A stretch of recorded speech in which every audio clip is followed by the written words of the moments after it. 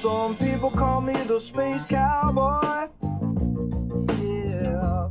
Some call me the gangster of love. Some people call me Maurice.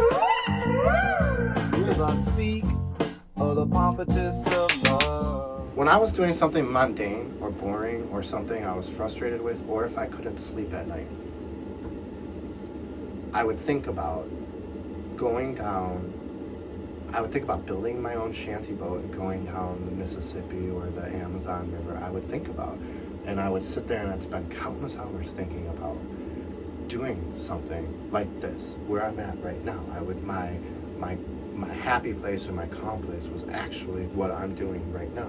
And in reality, I'm spending so much less money doing that right now than Cause I speak of the pompatus of love. People talk about me, baby. Say I'm doing you wrong, doing you wrong. Well, don't you worry, baby, don't worry. Cause I'm right here, right here, right here, right here at home. Cause I'm a picker, I'm a grinner. Like, if I actually recorded this whole boat going by, it's going to be more than a couple minutes. I'll speed it up. I'm a joker, I'm a smoker, I'm a So, one of the biggest differences, I think, between what a lot of people do when they boondock and what I do is I want my home base, the big boat, or my RV trailer, or the sailboat, to be left in one spot. And then I want to be able to take the truck or the dinghy and reprovision. And if you have any kind of tanks, like a black tank or a gray tank, you can't do that, because at some point those tanks will get full and you have to get rid of them, and you have to take the big boat or the RV to a place to dump it out. So today I'm going to get regular gas, diesel, water. I'm going to take the trash out. That includes my waste, and I'll show you about that. And come back here, and then I'll be reprovisioned for another 7-8 days. So we'll also talk about the importance of this little boat, because this is what makes a lot of the traveling around fun and possible. Basically, it holds 900 pounds of supplies. So think about that, 900 pounds. All right, we'll get to that. We'll also get to the nice little decorative options we've added. Should be a good episode.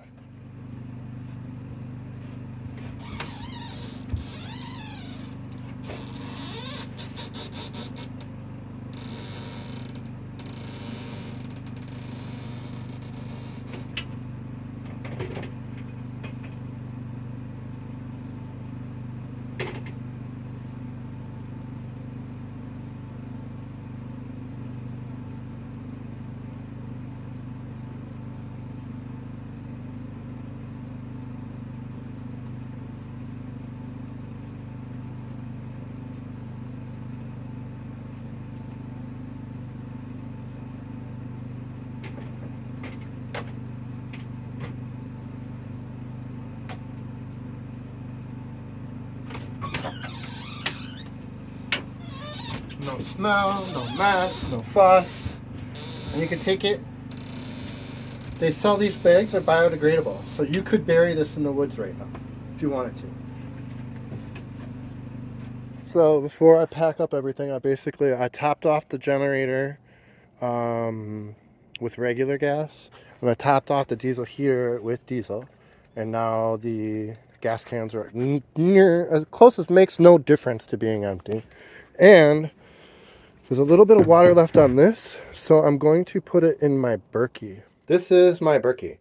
Basically, you can take any water you want, put it in the top. It goes through the filters. There's filters inside too if you want to get the second pack that does more filtering as far as chlorine and everything. And then comes out here. And if I overdo it, it goes into right into the water bowl for the dog.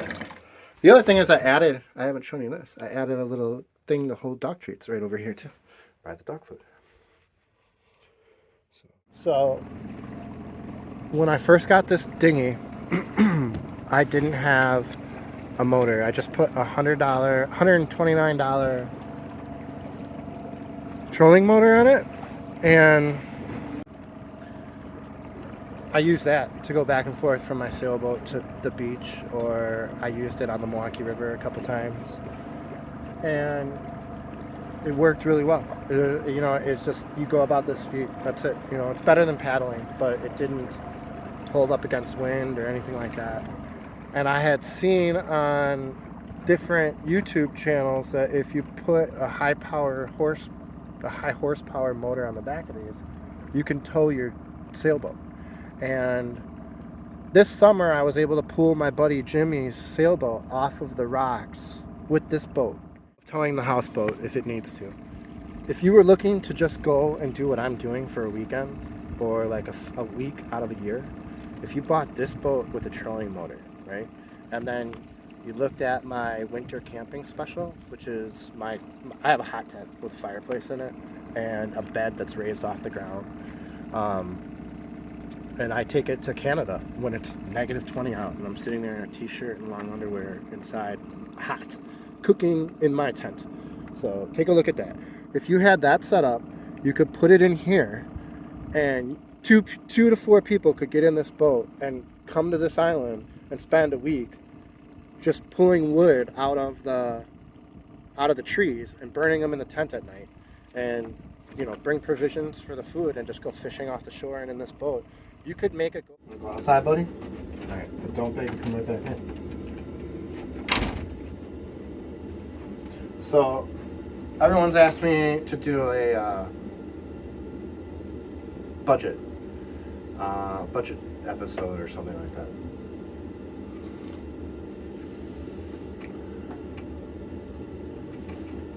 The boat.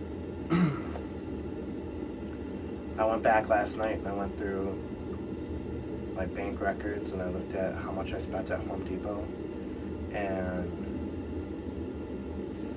basically here's the boat cost right off the gate. It's pretty quick. I had been looking for a tri-tune pontoon boat because every houseboat I built, the weight was an issue. If me and two other people were on the boat and we all went to the right side, you pretty much would almost tip the things over. So I needed something that could handle a lot of weight, and I knew a tri-tune would handle that.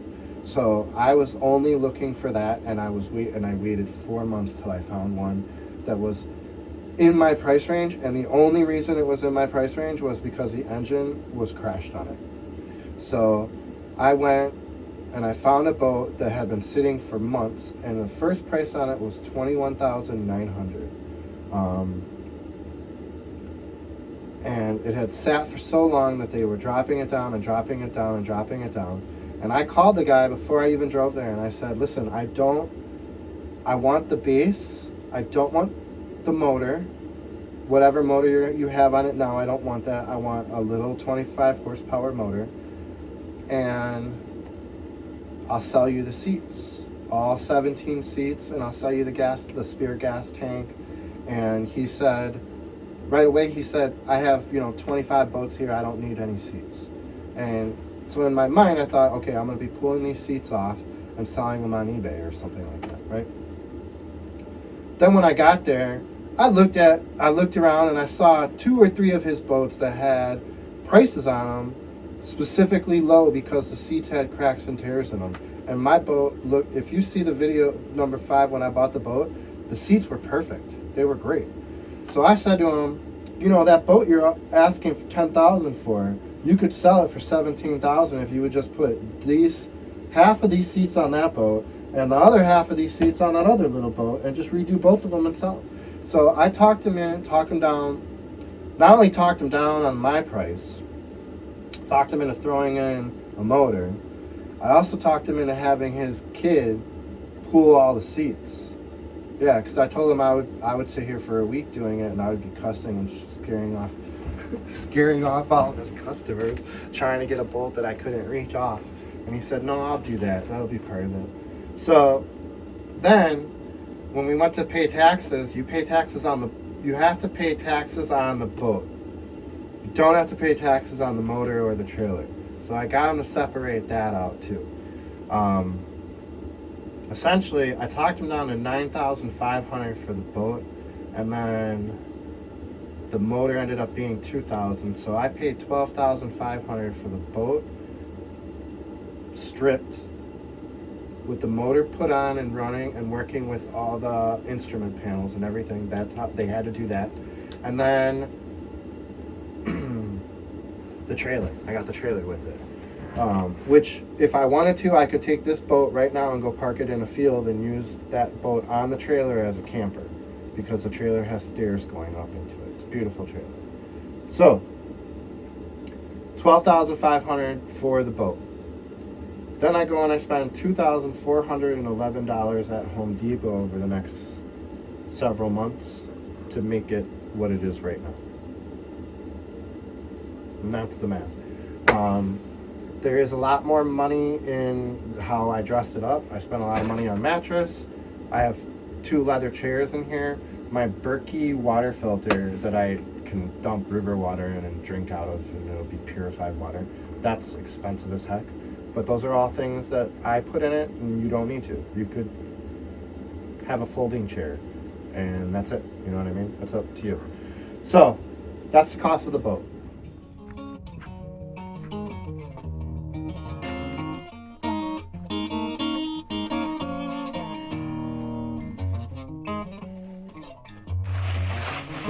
Look what he just pulled and found. I think I'm gonna use. Look at how long it is. It's like 50 feet long. Come on, pull. Get it. Come on, pull.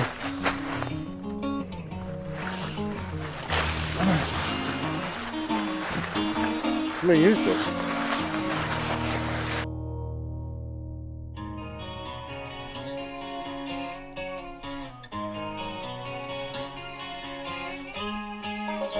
So I'm super excited about this project. Just for the record, let's get the story straight. Me and Uncle Tom were fishing, it was getting pretty late. Out on the surface, swim above the ocean well, where the sea got no balance. Screw it into an arch right here. They basically round out the corners with it. Stuff that you think, when you think about houseboats, you think this is 90% of what you're going to do is stuff like this, but it's not even 1%. So it's exciting to actually get to it. You are the reason I've been waiting so long. Somebody holds a key. Well, near the end, and I just ain't got the time. And I'm wasted, and I can't find my way home. Me being here right now costs me $90 a month at the dock. That includes everything that you would get in your house, except you would get bills for everything that you're at your house with. So, water is included, although in the winter it's only at the shed, it's not run to my boat. Electricity is included, Wi-Fi is included, and the space at my dock is included. So, if I want to keep my dinghy, a kayak, a paddleboard, and it all fits in my little square, that's fine. I can make my own little water world right there if I want.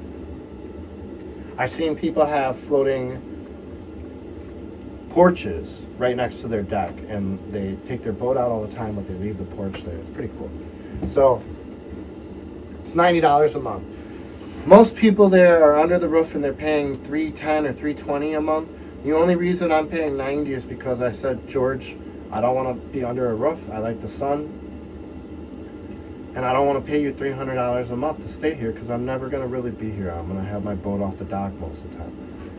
So what I'm looking for is, do you have a dock that the water gets too low, the boats can't get into it, or do you have a dock that's run down, it's got bad boards, or that doesn't have its own electric outlet and I gotta run an extension cord? And he said, well, my transit docks don't really have hookups because people only use it for 1 or 2 days as they're heading down to the Gulf. I'll charge you $3 a foot for your 35 feet. I said, that's still a little too much, man. And I said 80, and then he agreed on 90. So I bartered to the 90. And I also openly asked for that type of situation. If you don't ask, you never know. I could have been here paying $310 a month if I never would have asked a question. But I don't do that stuff ever. So right now I'm paying $90 a month. That includes everything, including 2 parking spots, right? So if I was in Milwaukee in my sailboat, the marina there, it starts at April 15th or May 1st, depending on how cold it is and if the ice breakup is. And then it goes till November 15th. I pay $2,700 for the whole year. You have to buy the entire year. And it's a 35-foot dock up there. That's me living in style up there, right? It has an amazing bathroom. The internet's Wi-Fi is great. All my friends, I have a lot of friends in that marina that I know, so it's a great experience for me. If I were to try to do this cheaply and I just wanted to save money and let's say I'm 30 years old and I just want to retire when I'm 40, right? The way to do it is what I've done. I've done this before too. I own a mooring, and you put a boat on a mooring, basically. So you buy a mooring, and they can range anywhere from $400 to $2,000. It's a big concrete block or anything heavy. You put it in the water. You have a metal chain going up to a ball that floats, and it's yours. And then my mooring is $25 a month, or $25 a year to register with the state. It's $85 a month to have a pass on my pickup truck to park in the county parking lot right next to the beach where my mooring is. So you go from your paddleboard to your truck, put your paddleboard on top of the truck, you drive anywhere you need to go, and you paddleboard back to your home when you get home. So $85 for the pass on the truck, $25 for the mooring. That is your total annual cost, period. A lot of people think that you need to have engine care on boats and everything like that. The people who I know who live cheap on their boats, they tow their boat in the beginning of the season, and they tow their boat out the end of the season, and their motors don't work. So you don't need to have a working motor. You just need a boat that floats. And honestly, I know a lot of people whose boats have leaks, and their pumps just override their leaks, and they're plugged in, so it really doesn't matter. Like that horrible boat that crashed on the dock, that boat's leaking, but it's plugged in on the dock, so it's pumping the water out. Every time there's 4 inches of water, it turns on, pumps it out, and then it waits a week, and there's 4 inches, turns on, pumps it out. So you don't even need a floating boat to live on it. The other thing is, if you have no motor, this dog is the most demanding thing in the world. You don't have to register a boat. So if I take the motor off of this out and I only move it around by using the dinghy, I don't have to ever pay any fee annually to register the boat, and you don't have to carry safety equipment. The Coast Guard can't board you. It's not an actual working vessel. It's considered a raft or a pontoon. So it's the same thing as what you have your kids play on and go suntanning on off your dock at a cabin. Same kind of concept. You wouldn't require them to have a life vest to be on it. Same thing. So if your goal is to save money and you want to live cheaply, go buy a cheap vessel that fits you and buy a mooring and hang it on a mooring and get a little paddleboard and a dinghy and go back and forth to your vehicle, period. And you end up paying $200. It's $120, $110 a year to do that. Okay. The other thing is if your boat is too big and you have to have it craned out. My sailboat needs to be craned out and needs to be stored at a place. The cheapest way to do that is about $1,100-$1,200. That's $100 a month. So that does put that's something that when you buy a boat, you don't get told that, and it's one of those things that people say, well, break out another $1,000, or it's a hole in the wall that you throw money into, or hole in the lake that you throw money into. That's because they didn't know. And the minute you find out that you're paying more money to keep your boat on land during a time 4 months out of the year when you can't use it, then you're paying to keep it on water, that frustrates you, right? And obviously you come up with statements like, I never thought it would be that much. That's why, okay? The other thing is, the more motors you have on a boat, the more money you're going to pay. And when you get into big open water, you don't want to have just one motor, right?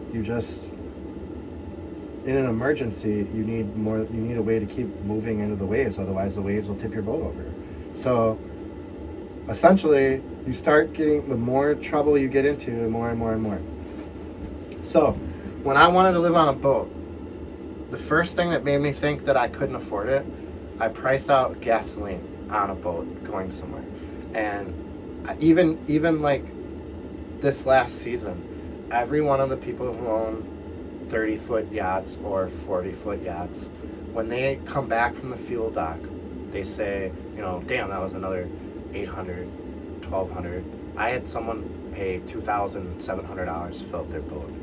And then when we go to dinner, right, I'm driving and we take this person's boat to dinner, and they're spending, they're going through a half a gallon of gas every minute. And by the time we get to where we're going, they've spent more than we're going to spend on the meal just in fuel alone. So every time I go to dinner with this guy, I buy dinner because I feel bad about the fuel cost alone. So my first thought was, I'm not that successful a person that I could live on a boat and travel the world. Exactly what I thought. Then I started watching sailing stuff and realizing there are some people who have literally gone all the way around the world and their motor on their sailboat never worked. So they either use their little dinghy to go to docks, or they like sail right up to the dock. There's a lot of, you know what I mean? They have different ways. And I'm like, okay, so now you've taken gas out of the equation. Maybe I could afford to do this. My sailboat, I use, on average, every season, 8 gallons of gas. Think about that. The whole 7 months that I have my boat in the water, I only put 8 gallons of gas in it. So remember, you could keep the sailboat in the water for $25 sticker. You could keep your truck, $85 on the side, and 10 gallons of gas is enough to get you moving in and out of the harbor and sailing every weekend and every day or whatever. Yeah. So if you want, literally, not kidding, if you want to stop working faster and you want to save the most money, buy a cheap $5,000 sailboat, sit it on a mooring, and try to fix it up slowly. That's my best advice for you, because that's what I'm doing, and it makes the most sense to me.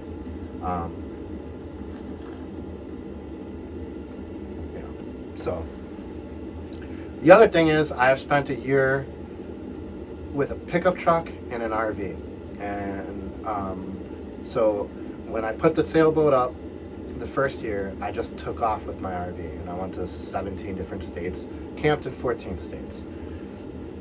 I looked at my fuel costs during those 6 months when I was doing that, and it was $1,011 is how much I spent on gas to do that.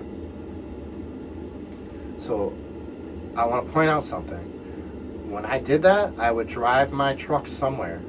I would drive like 8 hours, and I would stay for 14 days. Then I would drive another 8 hours, and I'd stay for 14 days. All of it in the National Forest. I didn't pay for rent at all. It was 6 months. I paid only 6 days out of the 6 months did I stay at a place where I actually paid an overnight fee. I think a lot of people would think that if you're driving around the country, you're going to spend more on gas. But in reality, if you're only driving one day every 2 weeks and you're stocking up at the store on that one day, and the rest of the time you're either on your kayak or your mountain bike, and you're not driving to and from work 2 hours every day, you spend a lot less gas touring around the country because you're sitting at different interesting places. You're not actually driving 2 hours every day. That's something that I didn't realize. I thought I spent a lot more money on gas. Yeah. And then insurance on the little boats have always been right around $200. My insurance on the sailboat is a little over $300. It has an extensive liability because of the ropes and everything. One of my friends could lose a finger and arm pretty easily on a sailboat, so you have to have better insurance, but that's how much that is. My propane in the winter, whether I'm in this houseboat or in my RV, is about the same. It's $20 to $33 every 2 weeks. So you can spend $60 on propane if you're in the dead of winter in one of these little things, in one of these tiny things. So that's another one that you would think you were spending money on. I'm trying to think, is there anything else? If there's anything else that you guys wanted to ask, I don't know. The one thing that I would say that I've learned over the last 7 years is that it is extremely cheap. If you want to live a cheap, free life and not pay taxes, getting on the water is the first start. Just do it. And if you're sitting there saying, I want to live for 27 more years, I need this much money to move onto the water, you're making one of the biggest mistakes.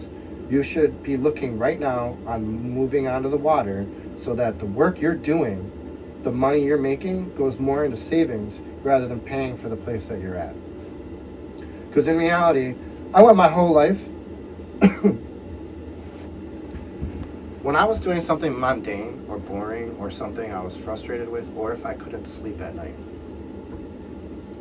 I would think about building my own shanty boat and going down the Mississippi or the Amazon River. I would think about, and I would sit there and I'd spend countless hours thinking about doing something like this, where I'm at right now. My happy place or my calm place was actually what I'm doing right now. Hello dreamer, you've been dreaming for so long.